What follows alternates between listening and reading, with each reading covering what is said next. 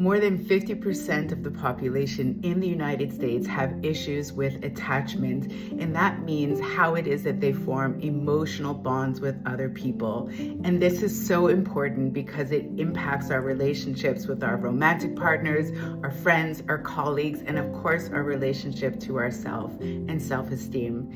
So my name is Bev. I created this channel to talk all things about attachment styles and how it impacts us throughout our life and our different life cycles.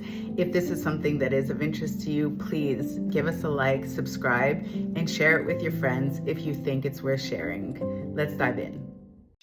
There's a couple of things. So first of all, what's so fascinating is that everyone has an attachment style.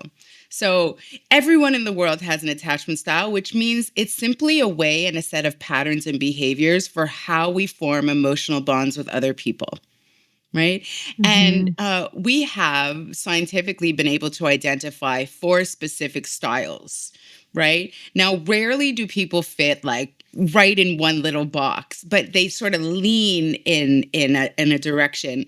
And the way in which we form emotional bonds with other people is directly correlated to the type of childhood that we had.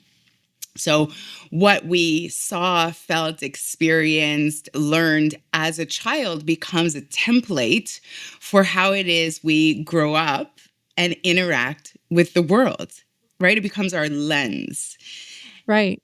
Yeah. So, I hear some people sometimes conflating attachment styles with mental illness or personality disorders like narcissism.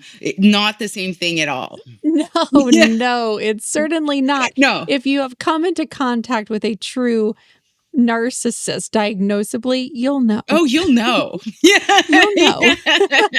Well said. Yeah. And the other thing that I want to point out is that attachment styles are learned behavior, right? So with like anything else in our world, in our body, in our mind, what we learn, we can unlearn and relearn. So even if you have a set of patterns that's falling in one direction, let's say you're more on the avoidant side, you absolutely can learn to undo some of that thought pattern and some of that behavior and to operate in a much more secure fashion. And that is the work that I do. I help people move in that direction. Curiously, what role does body and somatics play in the unlearning process? Such a great question. You might be the first one who's ever asked me that.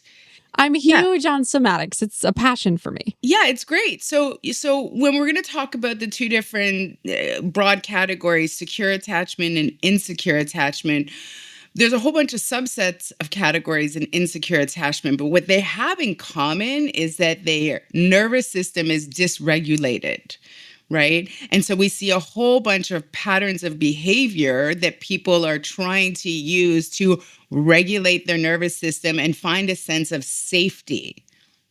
So when we talk about doing the work towards secure attachment, somatics is very important when we're talking about nervous system regulation. So that's a great, great question.